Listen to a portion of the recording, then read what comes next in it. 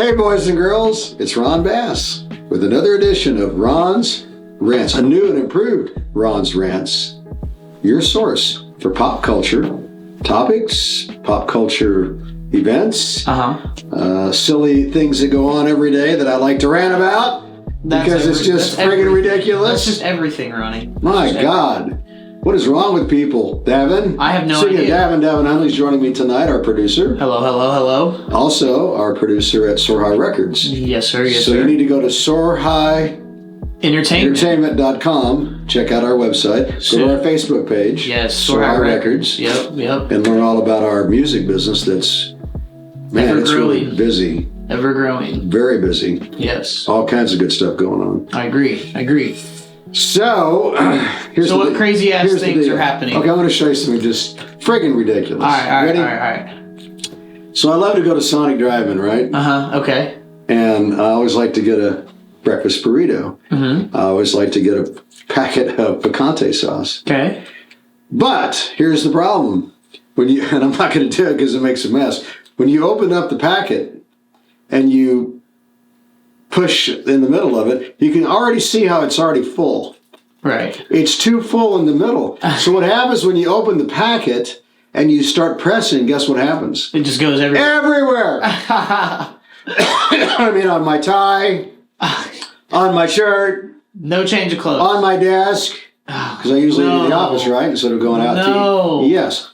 Now, how hard would it be to create a packet where it wouldn't have to be so full in the middle, so when you pressed on it, it wouldn't go everywhere. It would just be enough to come out and dribble out. Or maybe design it differently to where it would, it would drip out. Yeah. Something. Yeah. In any event, Sonic, I love your products, but this is bullshit. We need to fix this problem. Have you ever had something like that happen? Yes. Tell me about your story. So I went with my buddy to Chick-fil-A after school, like way back in high school, and he pulled up with the packet, the ketchup packet, but the little bottle one. Yes. Yeah. So he pulled it open just a little bit and squeezed it, but there wasn't enough room, so it just exploded all over the place. Man. So who designs these things? Who knows? The Heinz, maybe. I don't know. Who is the guy? Speaking of that, I was watching the guy. Yeah, I was watching a trailer about the Steve Jobs documentary or whatever they call it, documentary or whatever it is, back in the like 10 or 20 years ago, and he was talking to Steve Wasinski. They call him the Woz. That was his partner, and he was going on and on about how he created Apple II and how great and how that was then and now. And this is when Steve Jobs took back over Apple. But they were about ready to go broke. They lost $1 billion the year that he took over. He says, "How is that even possible?" But Steve Wozniacki, or I think that's how you pronounce it, the Woz, right? He was brilliant when it came to he was an IT guy. He was like a software guy, and he would code. But at the same time, that product became outdated. And then what happened was Apple just drifted away. Right. And when Jobs came back to take over, he says, "Look, guys, we're no longer a computer company. We're now a consumer products company." Yes. And then guess what? Here was the iPod. Here was the iPhone. Everything. And the rest is history. So he totally reinvented the company and took it to great. And today it's one of the biggest companies in the world. Unfortunately, he died from pancreatic cancer. Yes. I think it was about 10 years ago. But what a legacy. So there's an example of good engineering that did work and made Apple very successful for a lot of years. Still today. But even those products got outdated, and they had to remake, redo, come up with new things because the market's moving so quick. I agree. And technology is moving so fast. Speaking of technology, whoever out there can understand this, can you please come up with a solution for this? Okay. All right, let me move on to the next crazy thing I want to talk about. Okay. So I go to Walmart and I get a bottle of water. I mean, look, it looks very unassuming, just a simple bottle of water. Okay. So I take off the top. Well, here's the problem. It's full all the way to the top. So it doesn't have a handle. So when you I'm not even squeezing. I'm just like pressing. Water goes everywhere. I mean, come on, man. You got to know your own strength, Ronnie. Sometimes you're just the Hulk, man. That's it. But I mean, the reality is, look, come on, man. No, I agree. How hard would it be for an engineer that creates this, or whoever does the packaging, to just not fill it all the way to the top? How hard would that be? More. They want to get. Well, how about when you buy potato chips? I did the other day. A bag like this tall. How full is that it? Much. How freaking crazy is that? It's the air, man. What is up with that? I don't know. It's the freshness. What it is? It's greed. Ooh. Yeah. Here's the big package with hardly anything in it. Yeah. And then guess what? The potato chips are very thin now. Very true. Very true. So you've lost the thickness. You've lost the product. Now the products. It's just ridiculous. How about just charging a little more and filling it to the top and making the product where they already charge a lot too. So it's crazy, man. For how much? The whole world's crazy, and I'm crazy too. I'm crazy as well. All right, now I did a podcast a long time ago talking about packaging with Jell-O. Oh my! And every time you would take an 8-pack or a 6-pack of Jell-O off the shelf, guess what happened? Fall apart. The packaging, the cups would fall out every single time. Do they still do that? Did they? Yes, the they never did fix it. They didn't listen. They didn't listen to old Ronnie. Okay, Jell-O, which is now owned by Warren Buffett. Because it's the Kraft Heinz brand. Ah, interesting. Are you listening? That's right over here. You need to fix this. It's real simple. It ain't complicated. And we're right down the road. We are down the road from their cheese factory. Yeah. Which is kind of interesting. That is funny. Yeah, they've got really good products, but when it comes to packaging, I mean, what's up? Packaging, Jell-O packaging. I mean, it's ridiculous. Oh, well. Okay, let's shift gears. Okay. So the other day, I have to go to the bank, to a bank that I don't bank at. Okay. Well, I walk up to the door, and it says, we're only open from 10 till 2 in the lobby. 10 till 2 in the lobby. And this is a major bank. Okay. So I'm thinking, that's interesting. So I go inside the lobby, and I hear, can I help you, sir? Yeah, I just need to cash check. Oh, no, I'm sorry, sir. We don't have any tellers in here. What time was it? Tellers in here. This is like 10:30. Okay. I have to go through the drive-thru. Okay. Now, I go through the drive-thru. Well, sir, this check is under $100, so I'm not going to charge you anything for that. But this other check is over $100. I'm going to have to charge you $7 to cash your check. $7. I mean, really? $7. I don't mind the $7 so much. I mind the idea that I have to go through it. I can't go. They don't have tellers in the lobby. I mean, I agree with you. Why not have a teller in the lobby that can also handle the drive-through like they used to? Well, yeah. They used to do that. When I go to my bank, they have tellers that do that. That do both. Yeah. What's that all about? Who knows? Who knows? Why is everything so watered down, Davin? What is up? What is up with the world we live in today? Man, I couldn't tell you why everything's watered down. Everything is watered down. I mean, Davin, I'm not really a complainer. No. But when it comes to Ron's rants, this gives me a chance to complain about crazy things going on all the time around us. Yep. Every day, there's something crazy. How about this for crazy?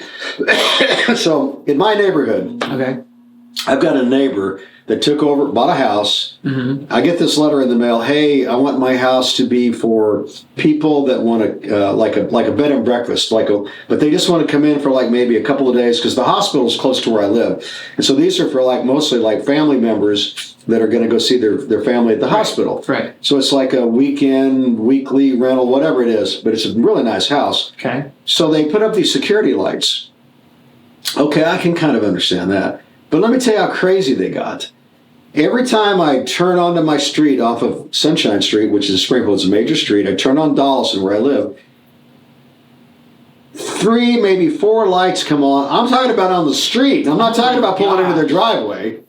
So it's like, bam! I mean, they all come on at the same time. As I'm driving to my driveway, which is next door to their driveway. Every time a car drives down the street, those security lights come on. Oh, no. I mean, really?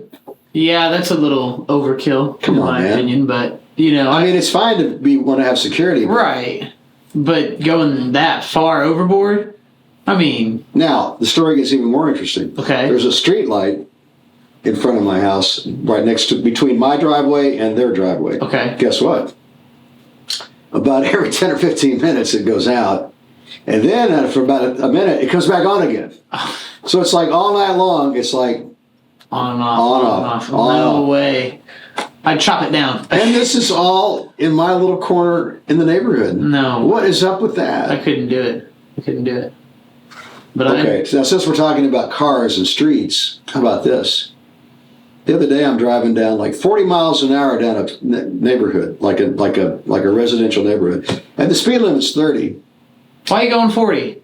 Yeah, because everybody's like honking at me, and they're passing me. Aha. What is wrong with people? Like it's like a. Why are they speeding? What is the problem? Who knows? It's like a racetrack for people now. I know, and I don't. Every street. What are you in a rush for? What are you in a rush for? To go sit on the damn couch?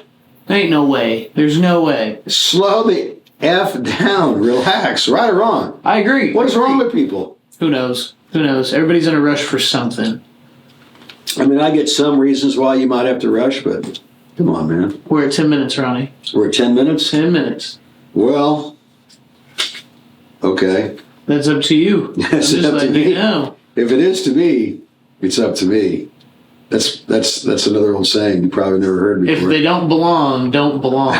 What does that mean? If they don't belong, they don't belong. They don't belong. It's pretty good. Yeah. Think about that one, huh? Well, at any rate, anything you want to contribute to this Ron's Rants? Man, listen. You know what I want to rant about? What do you want to rant about? It's too damn cold. I'm sorry, but that's just nature. I know. We need to move somewhere like Arizona where it's warm all the time. Well, a lot of people like to move to the south and to the west because it is warmer. But guess what? It's very expensive. It is expensive. This is true. Somebody was telling me the other day that the average home in Springfield, Missouri is now going to be selling for like $150,000. My parents' home that I live in was bought in 1950 for $12,500. Wow. That was 72 years ago. Wow. That's crazy to think that property values have gone up that much. That's the reality. That's true. How about gasoline prices? They've come way down. They have come way down. What's up with that? I'm okay with that. Is that politics or is that economy? Is that I think it's a mixture of both. I think it's politics. I think the parties that want to stay in power have figured out a way to make that happen right about Christmas time. Yeah, and it's interesting that it went down during the holiday because usually it goes up during the holiday. Isn't that interesting? But I'm okay with. Makes you wonder, doesn't it? Yeah, I'm okay with. Again, I've always been like I'm never a political person, but my thing is if we stay safe and things stay at a good price range, comparatively to what someone makes on average. Speaking of safe, I've been reading articles about this Ukraine-Russia thing, and they're saying that all kinds of crazy stuff going on, like that they're threatening nuclear weapons and all this stuff. Wow. Man, if they ever shoot off a nuclear weapon, it's bad news for everybody. Yeah. That's like probably the end for most of the civilization because whoever shoots it, the other side's going to shoot back, and it's going to be a bad scenario. Well, there's some. I don't like to get into politics, but there's some crazy stories of there are boats like these super boats that are like tanks, and they have lasers on them like rail guns. They can shoot things down. Yeah. I don't know. I've been reading other articles that say they can't shoot them all down. No, I don't think that they can shoot them all because. So I read this article back in the 60s or 70s. The NORAD said there's missiles coming in from Russia, and they sent a message to the president. And then he sent another message saying, no, there's not just 20, there's like 120. And then they sent another, no, there's like 500 coming in. And then they sent a message saying, no, it's a mistake. It's because a computer chip is, gone bad or some technology. In other words, a technological event was an error. Okay. But can you imagine what that would have done if the president would have received that message and if it was like in the middle of the night? I don't think he even saw it. But can you imagine what that would do for your nerves? Wow. And what would you do as a president? Man, you talk about a tough thing to be a president. You're the commander in chief. You got your hand on that trigger. Or I wonder, is it really that simple to pull the trigger? Yes. It is. So I'm thinking there's got to be layers and layers. Well, there are, but that briefcase that's usually with the president, that's called the football. Yeah. And it's got all the codes. Okay. So I mean, it theoretically it's that easy, but there's got to be people below that have to approve and have to like do their part. They do. There's a chain, but he has that ultimate say. That's crazy. It's almost dictated. That's too almost. So when the Constitution was created, way back in the day when we beat the English, They said that the president was that it was designed to be in the image of the king. Right. The only difference, he had the same kind of powers. The only difference was there was term limits. Yeah, and there were checks and balances came in so later. People get mad all the time. Oh, he's got too much power. No, that's the way the Constitution is. Yeah. The president's got that much power. And the thing is, now in today's society, he's really a yes or no kind of thing. Like, he can make things happen very quickly, very easily, but like, he's really just yes, no. That's really what the president does. Plus, like, obviously the other taxing things, yes, I'm not saying that the president just does one thing, but ultimately. Well, we've gone off track on Ron's rants. I know, I love it though. But it was cool, yeah. Yeah, it's cool. Good conversation. We like to. It's fun to banter. It's fun to talk about things because one topic leads to the next, to the next, to the next, to the next, to the next. Exactly. So, on top of all this, also stay tuned for our Ron's Real Talk, which is on our YouTube channel as well. Speaking of our channel, it's Soar High Personal Development on the YouTube channel, and our website is soarhighpersonaldevelopment.com. There you can listen to our podcast. YouTube, you can see our podcast. And then, of course, we're on Spotify, as well as some of the other platforms. Anywhere that you have a podcast. Yeah, there you go. So I guess that's about it for today. Yeah. So until next time, don't take any wooden nickels.